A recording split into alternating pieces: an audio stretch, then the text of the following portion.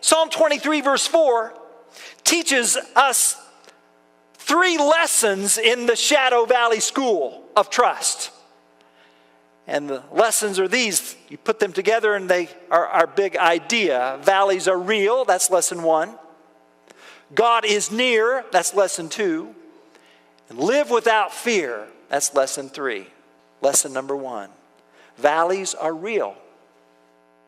Valleys are real. Verse 4 teaches us a sobering reality. Valleys happen. Expect them.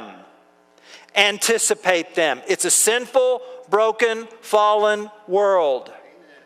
And in verse 4, the shepherd and the sheep are in the valley, not because they're off course, not because they're lost. The valley is part of the journey. In fact, the valley is one of the paths of righteousness for his namesake in verse 3. So they're not lost. David reflects with a real world perspective about the brokenness, the perils, and the frailty of life. I mean, bad things happen. Even on the right path, there are missteps or false steps and falls to the bottom of a gorge. Even on the right path, predators lurk. And you may be thinking, Pastor, really, come on, why are you bringing up all this negative bad news? Because bad things happen, church family.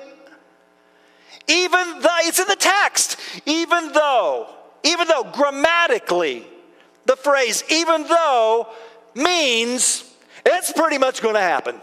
And that leads us to lesson number 2, which is this. Valleys are real, God is near.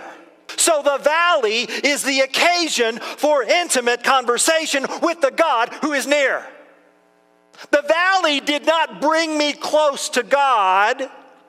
He's always been close. Rather, the valley clarified the closeness of God.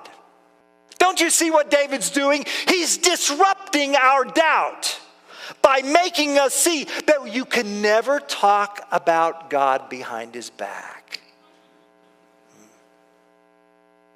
My thoughts, my deeds, my desires, my doubts, my questions, my moods, all of these occur in his presence, to his face, at his right hand. For you are with me. So verse 4 is no declaration about God in his absence. It is a prayer addressing him for his presence, even in the most terrifying valley of your life. There, God is also. That's what that says. Oh, and something else. He's armed. Yeah. Your rod and your staff. What's a rod? It's a weapon. It's about a 2-foot-long club with a rock bulb affixed to it. And the skillful shepherd knows how to use it.